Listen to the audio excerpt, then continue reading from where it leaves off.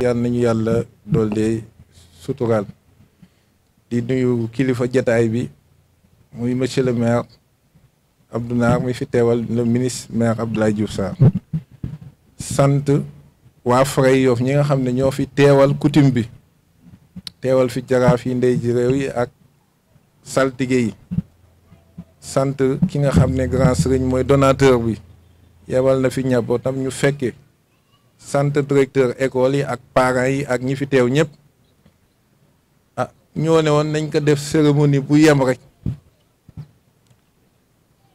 ñuy sant yàlla di ñaanal donateur bi mooy grand sëriñ de Dakar di sunu kilifa di sunu santaale ki fi Cheikh Mansour yebal muy Ousmane Dir lycée Yoff man maay président parent d'élève bi assemblée générale dimanche samedi lañ ko doon def yàlla xam na ne man duma laajëb cër sant APEXI as Dieng duma laajëb cër parce que cër moom ku ko laaj rek naroo see def ak njub bi ñu defee ubbi séance bi ma ne démissionné naa jóg wax dëgg yàlla parce que boobu dama sonn des fois nit ñi dañ lay jox seen cër ba pare seetaan la te vraiment ñu sonnoon vraiment am difficulté yu bari mais jour boobu assemblée bi yëpp jóg ne ma doo bàyyi bu fekkee yaa moom sa bopp nag bàyyil nga bàyyi école bi mu yàqu bu fekkee moomoo sa bopp yoo fa la moom na nga jëlaat cër bi ma xam ne dëgg dab na ma jëlaat cër bi looloo tax ma jël ko ah fas yéene vraiment lycée boobu compétence su mairie de la ville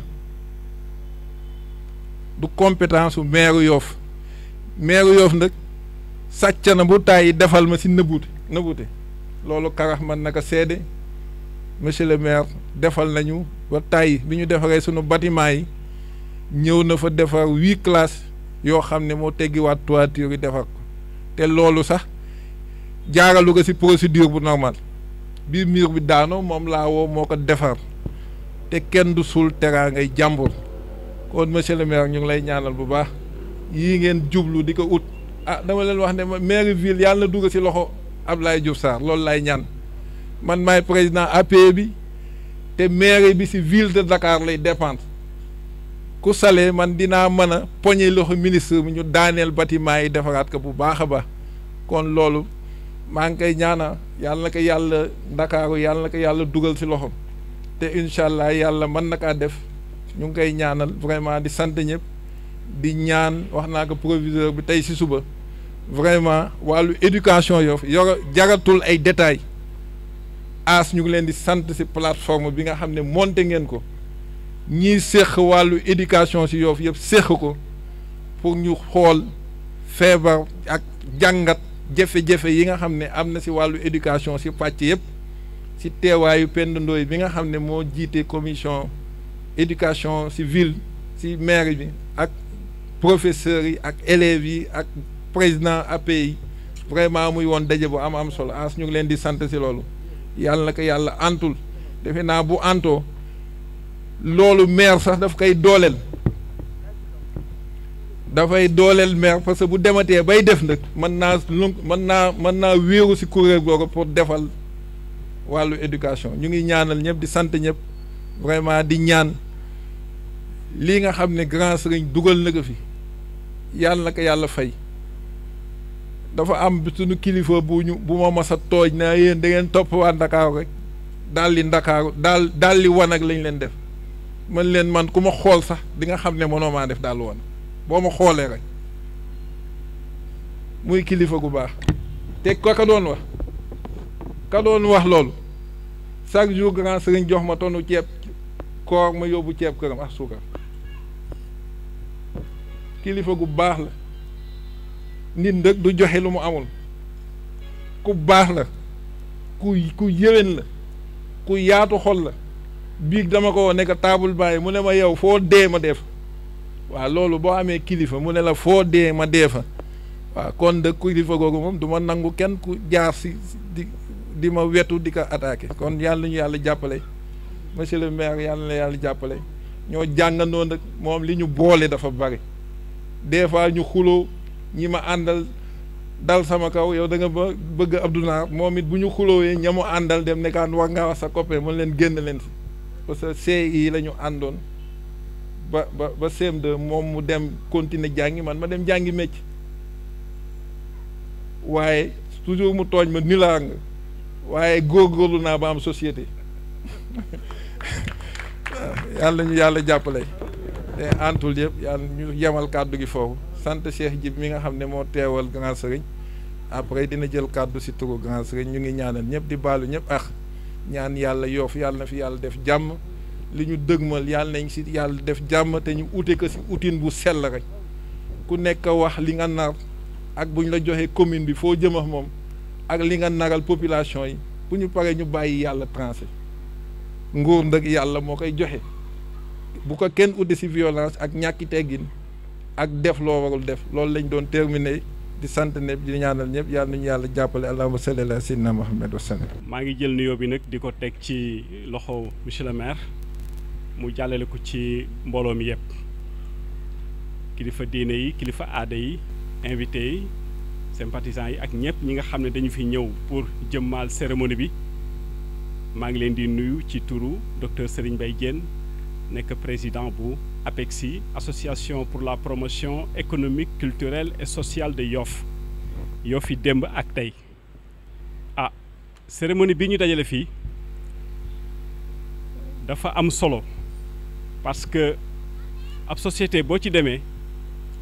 lu jëm ci wàllu éducation ak santé nekk na ñaari piliers yoo xam ne soo ko fexee ba assurer ko mun nga wax ni yow am nga sa société en main. Pas plus tard qu'hier dañu nekkoon fii ci centre d'incubation Jaraaf Issa Mbeng saltige mu ngi koy wax léegi ñu doon def travaux de restitution ay groupe thématique yoo xam ne yi dañu ko defoon doon diagnostiquer le système éducatif à Yoff ñu àndoon ci ak lépp lu Yoff am rek te mu yittewoo jàng mais loolu ñu doon def du woon dara lu dul animation de la politique de développement territorial appliquée au système éducatif. On était dans la partie théorique. Acte bii ñuy posé tey nag dafa mel ni dafa ñëw di jëmmal loolu nga xam ne moom la ñu doon def ay réflexion démb xaw ma agenda bi ni mu demee mais en tout cas 24 heures après ñoo ngi ñëw fii di cérémonie di célébrer benn acte boo xam ne bii dafa nekk di concrétiser loolu nga xam ne moom lañ doon wax fale parce que ku la jox 300 table banc ak ku xam table banc ni mu stratégique ci école ne serait-ce que commodité pour liggéey ak ñun ñi ci jaar ñëpp ñu xam li mu jariñ ku la ko jox war nga ko jëf war nga ko wax jaajëf mais kan moo la ko jox surtout bu dee kii la ko jox moo la ko war a jox parce que jëlale naa fonction yi mu yore au niveau du Sénégal mais c'est un fils du terroir mooy gëstu askanam di leen andil ay table banc man cër boobu foofu laa ko bëgg a traité bëgguma ko traité en tant que grand serigne bëgguma ko traité en tant que vice-président à l'Assemblée nationale dama jàpp ne c'est un fils du terroir moom mooy dellowaat njukkal ñi nga xam ne foofu la cosaanoo en partie donc ñu ngi koy gërëm di ko jaajëfal te ce n'est pas la première fois mu def lu mel nii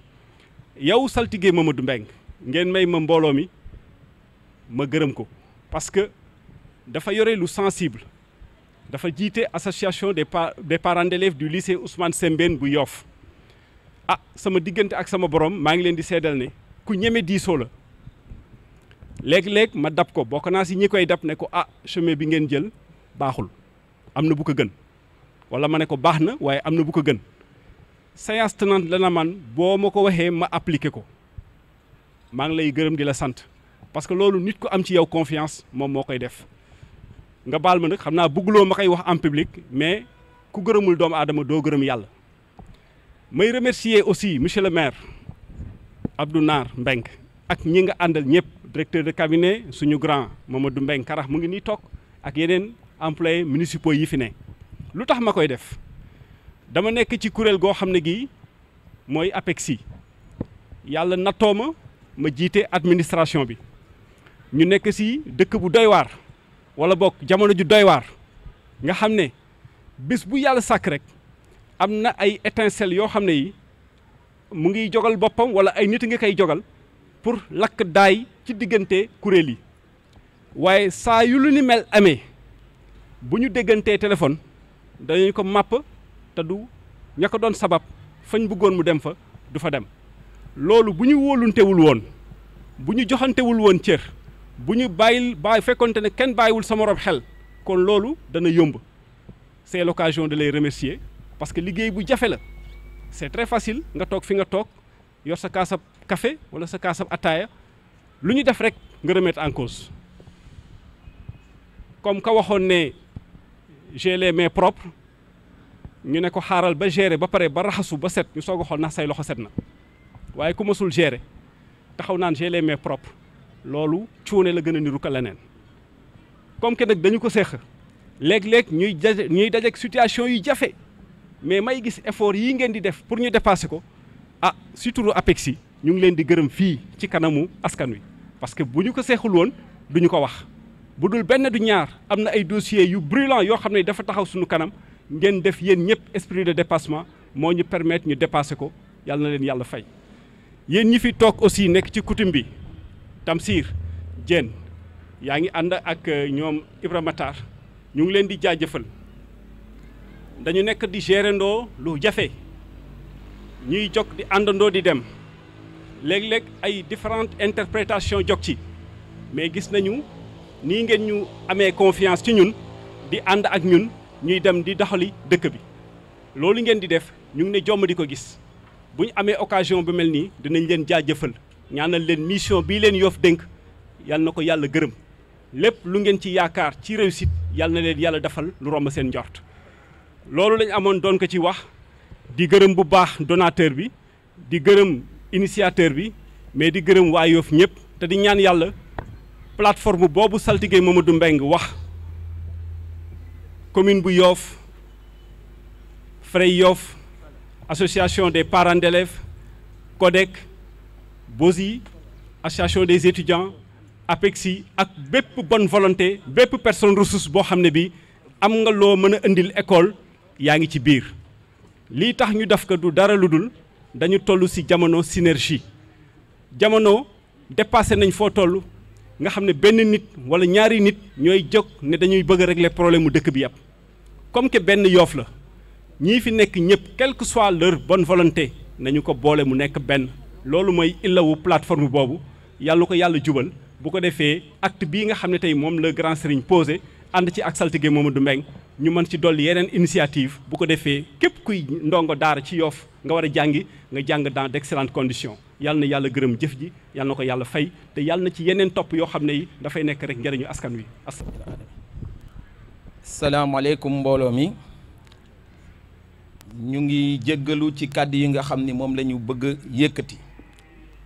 et ñu ngi nuyu monsieur le maire Abdou Nar mi nga xam ni tey jii moo fi représenté le maire Abdoulaye Diouf Sarr ministre de la santé di jël nuyoo boobu di ko teg ci loxaam mu tegal ñu ko ci bépp nit boo xam ne bii mu ngi ci biir fi nga xam ni fii la ñu toog mais ñu ngi nuyu tamit boroom ndombu tànk yi nga xam ne ñoo fi nekk di nuyu képp koo xam ne kii yaa ngi ci biir maa ngi rafetlu nag sama collègue yi li nga xam ni loolu lañ def léegi comme ni ko Mbengue waxee ne dañu diisoo ñu jël kàddu gi teg ko ci samay loxo donc maa ngi leen di gërëm ci confiance boobu nga xam ni moom la ñu accordé ci man ma bëggoon nag bala may yëkkati kàddu dama bëggoon ñaan ngeen tàccul ma bu baax Mamadou Mbengue saltige jërë ngeen jëf loolu su ma ko defee am na loo xam ne lii tey jii Yoff mën nañ ko seede ñi ma jiitu léegi wax nañ ko Mamadou Mbengue dafa takk ndomb ak tànk jóg waat ci ndomb ak tànk googu ne dafay nekk koo xam ne kii dafay liggéeyal Yoff moom mu wax ko mu dugg ci suñu biir nopp ci biir loolu mu jël priorité am teg ko ci enseignement ñu gis que mu ciy liggéey loo xam ne lii ñun ñii di ay jàngalekat dañ koy rafetlu comme ni ko mbokk yëpp di rafetloo liñ ciy jëkk a commencé mooy mu ngi dimbali jaboot yi su ma waxee ne mu ngi dimbali jaboot yi mooy ku yëkkati bourse ci jamono bu metti bii jël doomi Yoff yëkkati ko tekk ci seen loxo ne leen dem leen ngeen sàkku ji xam-xam kooku xam na valeur u jàng, xam na lan mooy valeur u jàng. Mamadou Mbengue yamul ci loolu mu yëkkatiwaat encore toute sa personne jël responsabilité ne damay dem defi un travail bénévole. xam ngeen lan mooy travail bénévole mooy travail boo xam ne kenn du la ci fay dara lu dul coono ak jaamu askan wi comme ni mu ko waxee woon. mu jël responsabilité nekk président APE bu lycée bu Yoff di ci def liggéey bu ëpp boo xam ne bii bu am ayib boo xam ne bii amul benn sikki sàkk lépp li muy def rek pour donc jëmale enseignement kanam kon nag Mamadou Mbengue ñun ñëpp ñoo ko waral njukkal ma xam ne moom xam na lan moo nekk ci jàngale. am na ku ko wax fii léegi dëkk boo bëggee mu dox sa levier da nga koy teg ci jàngale nga fexe ba vraiment jàng mi jaar ci yoon benn difficulté du ci am ba nit ñi nekk ci jàmm ba mën a former ay nit ñoo xam ne bu ëllëgee ñu mën a jariñ seen réew comme lii nga xam ne tey jii moom la ñu am muy le ministre maire Abdoulaye Diouf Sarr mi nga xam ne fii la jaaree ci public bi ba tey mu am nekk une grande personnalité au niveau de tout le Sénégal kon nag vraiment Mamadou Mbengue kuy wax nañ ko wax jaajëf ñaanal ko yàlla yokk suturaam yokk manam wéral cëram ndax lii nga xam ne moom lay def ñun ñii ñëpp la waroon parce que éducation mooy base u lépp mon frère As léegi mu ngi koy wax ne dëkk éducation bu baaxee santé baax defe naa dara amatul man dama koy wax ne ko sax éducation bi mooy defar ñëpp parce que koo fi gis mu yor responsabilité tey ci suñuy loxo la jaare ñun ñoo ko defar ba mu nekk nit ba mën a jël responsabilité sur le plan national à travers ça si la ñooñu nga xam ne ñooy yor santé foofu lañ jaare ba tey jii ñu nekk ay responsable yoo xam ne kenn mën leen nier fépp fu ñu nekk rek jàmm moo fay am kon nag Mamadou Mbengue xam na valeur éducation moo tax muy jël loolu di ko def ñun dañ ko war a sargal en tout cas au nom de tous les enseignants ñun dañ koy wax jërëjëf di ko ñaanal fii nga xam ni moom la def tey muy table yii am na ku ko wax ci wàllu pédagogie tey boo duggee ci biir salle de classe yi ñëpp xam nañ ni maire yi mu ngi def effort yu mag ci école yi lu ne ñu ngi koy def mais Mamadou aussi a compris que loolu muy def noonu dafa war a accompagner maire bi moo tax mu xam ni bunt bi mooy la mairie mu jël teraanga bi nga xam ne moom la ko Ablaye Matar jox mu yëkkati ko teg ci loxo waa mairie je crois que il a compris que l'éducation c'est une compétence transférée te kër dafa am bunt bi mooy la mairie mu jël def loolu kon loolu aussi vraiment dañ ko ciy sant dañ ko ciy gërëm parce que xam na ni yoon wi foofu la kër dafay am bunta kër te jaaral na ko ci bunta kër bi kon encore une fois merci Mamadou si wàll woowu ñu wax ne table yi mu ñu jox njariñ li mu am mooy tey boo duggee dans les salles de classe Yoff tey dafa am demande boo xam ne bi c'est une demande qui est forte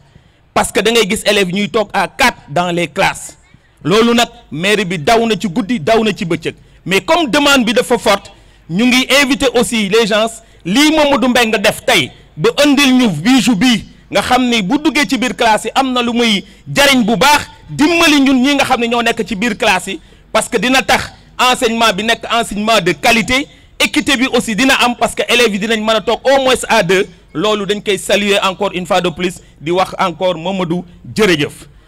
beneen bi ñuy wax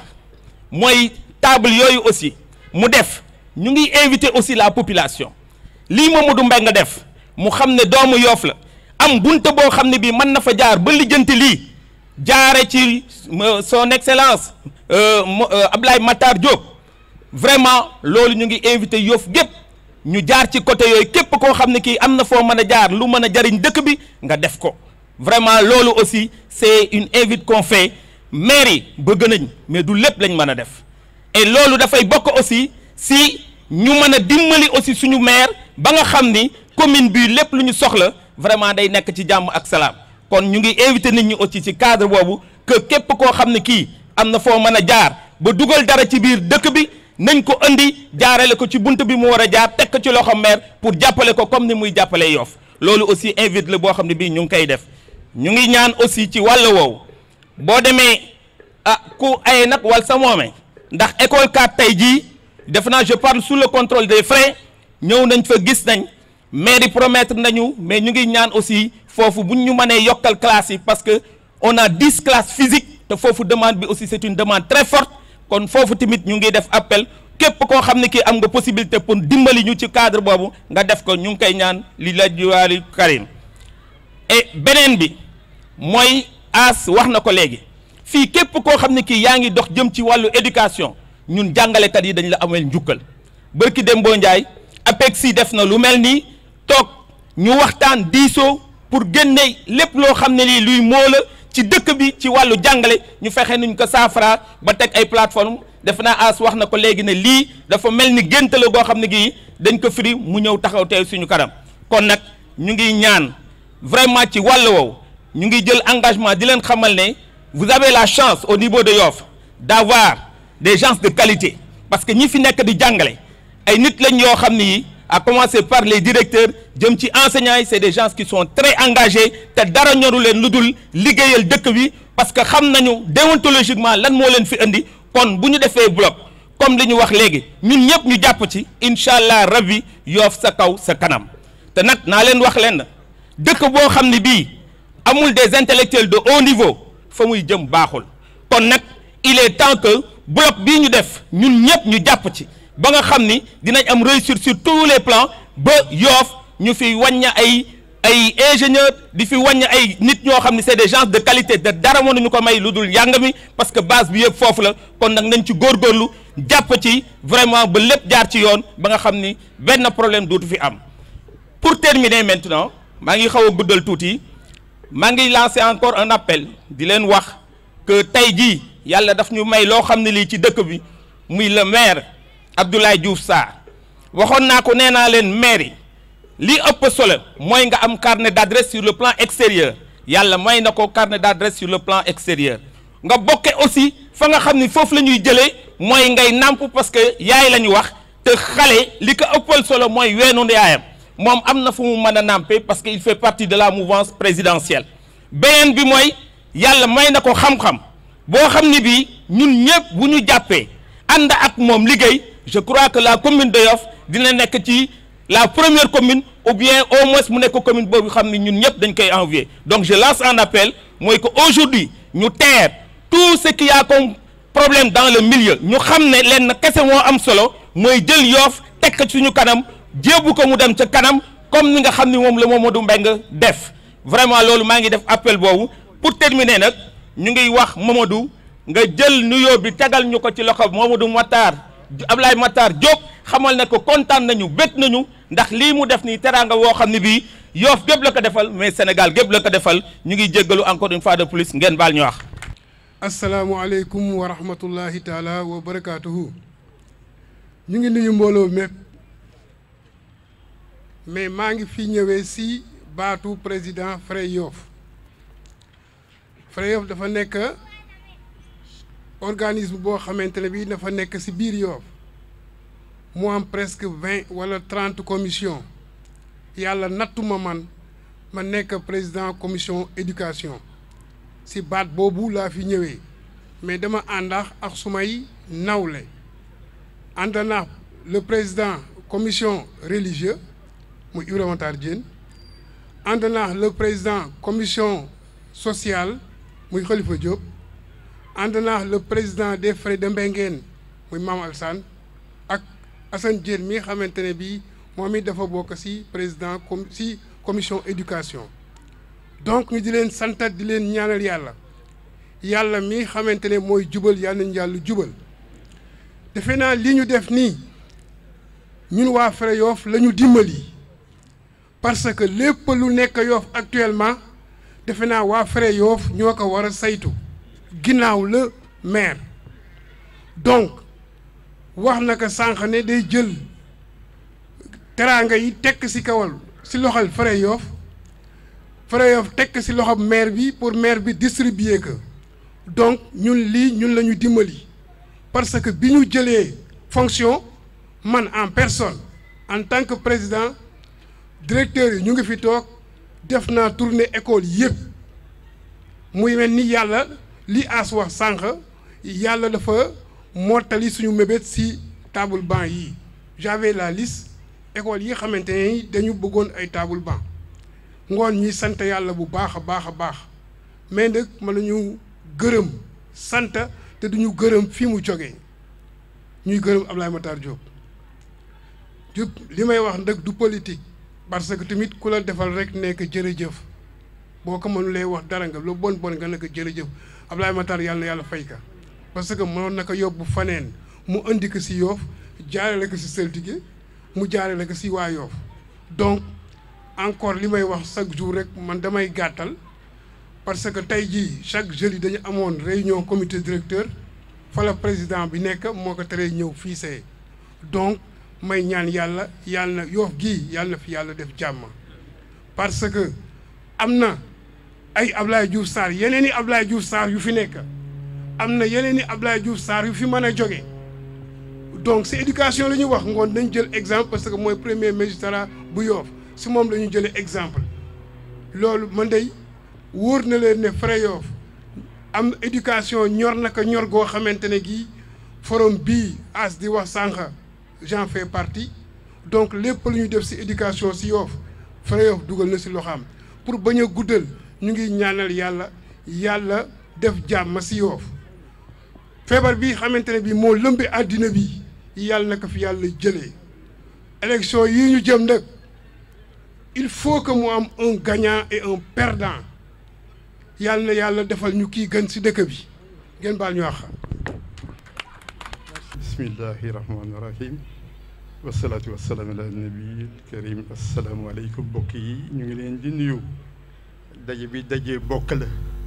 leen rek lay ñaan protocole bi du ma déroger à la règle comme dama représenter le grand serigne El Hadji Abdoulaye Matar Diop bi nga xamee ne moo jiite la collectivité lébu je serai plus à l'aise bu ma amee ma fille à mes côtés je vous en prie ñëwal nii.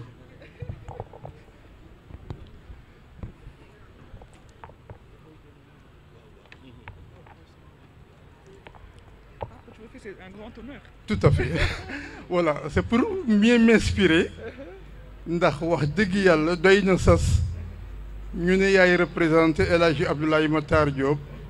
grand serigne de Dakar vice-président à l'Assemblée nationale pour dire de 1794 à nos jours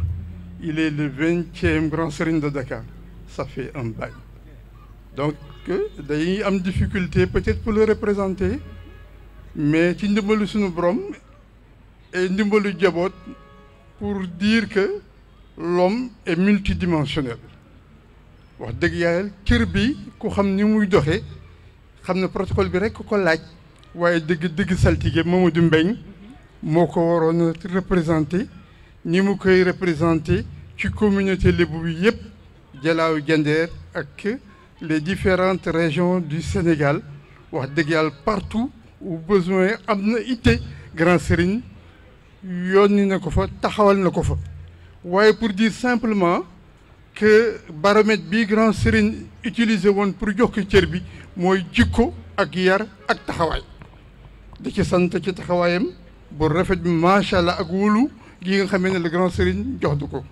ngoon suñu ko teewalee ci cérémonie bi nga xamante ne grand serigne daf ko fonk grand serigne dafa am un vécu jàngalekat la te le choix du choix boo xamee ne daf ko jël au hasard bu tànnee table banc yi wax dëgg yàlla dimbalee ko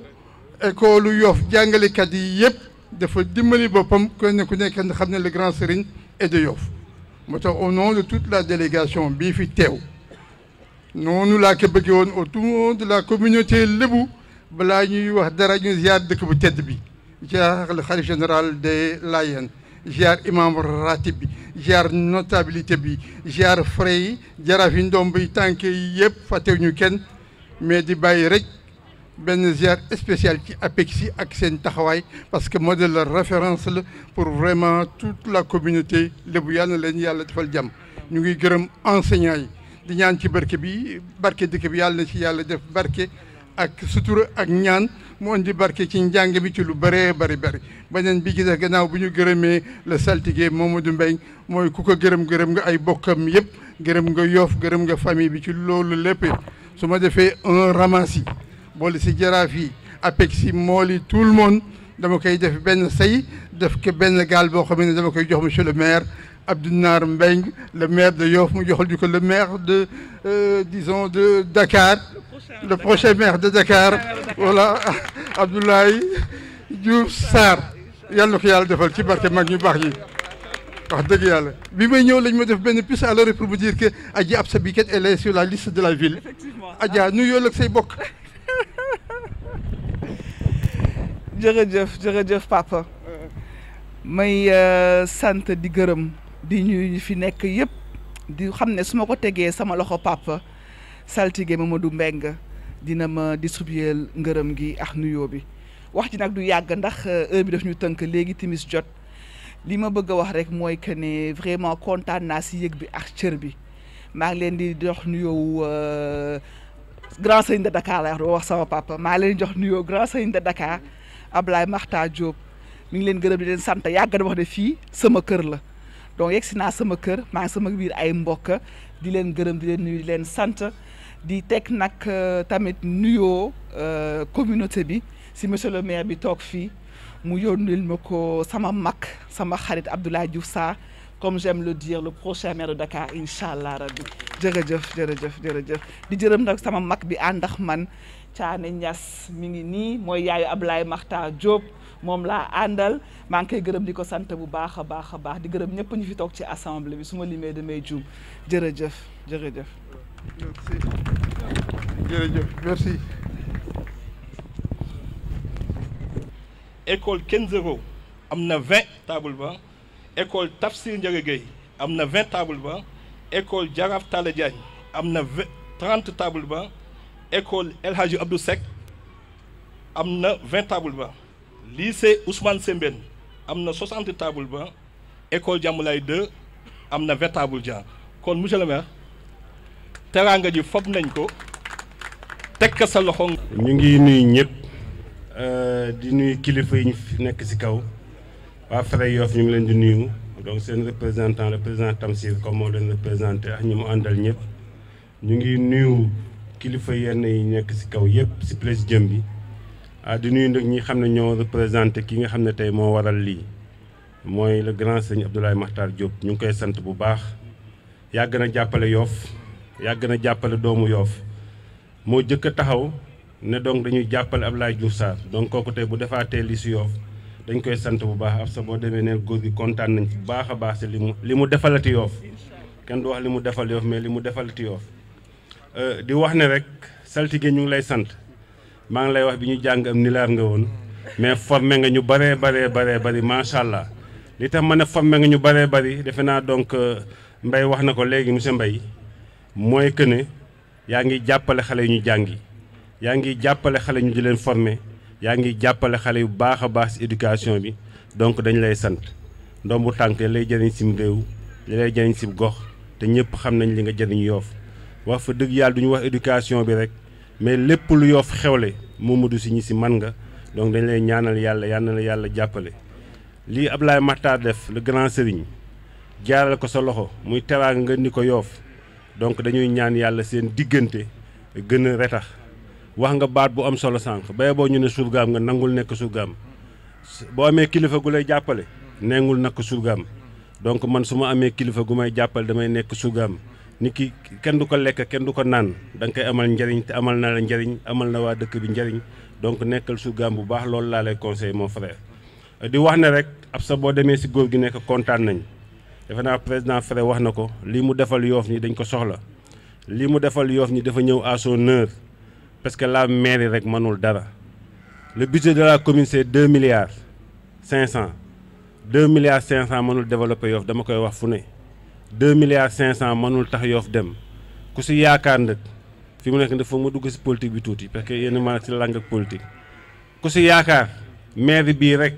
pour développer Yoff mën ngaa teg say jànj xam ne doo dem il faut la commune autre chose pour développer autre chose mooy des partenaires comme le grand Serigne autre chose mooy l'État autre chose mooy ñeneen ak ñeneen pour Yoff mën a développer ñuy ñaanal nag le ministre le maire Abdoulaye Diouf Sarr saltige wax na lu am solo lycée de Yoff c'est pas une compétence transférée c'est la ville moo ko yor mais tey lycée bi développé wul lycée bi amul dara lycée saltige wax na ñu ngi fay def mais def ci suuf pour jàppale waa lycée bi mais tey bu ñu yàlla dimbalee ñu am doom waa Yoff li may wax yéen laa koy lancer un appel kenn du dagga branche bi nga toog bu ñu yàlla dimbalee ñu am doom joo xam ne mooy le candidat de la ville ñu ngi ñaan waa Yoff ngeen jàppale Abdoulaye Diouf Sarr pour njeexital li mën a ñëw fii si Yoff lii daan nañ ko fi gis jamono yi Mamadou Diop daanañ ko fi gis faneen mais amatuñu ko parce que amuñu ku ñu ko joxati parce que ña koy joxe ñu ngi koy jox faneen bàyyi ñu waa Yoff mel ni bokkuñu au niveau de la ville donc bu ñu amee cet intérêt là donc nañu jàpp Yoff ñu jàppale ñu ba xam ne lii dina am jeexital mooy la ville ñun ñu mën si gis suñu bopp. donc fi may terminer daal mooy loolu laa leen di ñaan yéen waa Yoff di ko ñaan kilifa yi fi nekk yëpp di wax ne damay ñëwaat saltige kontaan nañ trop li nga joxe nii nag dañuy ñaan donc directeurs yi comme ni ñu ko waxee ak ñi ñu ko jox ñu utiliser que à bon fin comme ni ñu ko waxee donc di leen ñaan di gërëm bu baax donc waa APEXI as wax na ko léegi parce que APEXI wax fa dëgg yàlla ñoom ñoo fi nekkoon maire avant 96 j'avais l'habitude de le dire parce que lépp lu ñu daan doxal si Yoff ñoo ko fi def mu dem ba mairie bi ñëw ñu collaborer avec la mairie je pense que cette collaboration as wax nga dëgg ñu leen bàyyi ñu wax rek mais nañu liggéey lu ñu liggéey parce que ñun ñëpp Yoff moo ñu tax a jóg Yoff nag boo koy liggéeyal di nga dégg lu ne damay wax benn copain ma ne ko man daal maa nga Philippe di wasin laa déggagul mais loolu amul problème parce que xam naa ko góor di wasin moo tax yéeñu ma loolu mais lépp lu ñu wax rek j'endosse sur mon dos et je travaille pour Yoff parce que loolu moo ma ñor incha allah donc dinañ jàppale waa Yoff si ñu mën a liggéey ñuy ñaan rek donc ñëpp jàppale ñu saltige ñu ngi lay santaat bu baax ab sa boo demee neel góor gi wax fa dëgg yàlla waa Yoff kontaan nañ si li xam ne moom lay def xam nañ ne am na fu mu teg Yoff xam nañ ne fonk na Yoff mais nee ko waa Yoff du ñu leen gën a gore ñu ngi sant ñëpp di jàpp ñëpp salaam merci. waaw léegi Mamadou doon na wax ma ne ko on va aider les écoles Mamadou am nañ benn logistique à la mairie donc école bu si bëgg enlever sa matériel mën nga ñëw gis Mamadou Mbeng ñu jàppale leen donc si transport parce que loolu mën nañ ko def la mairie ba école yi mën a jot seen matériel incha allah jërë ngeen jëf merci.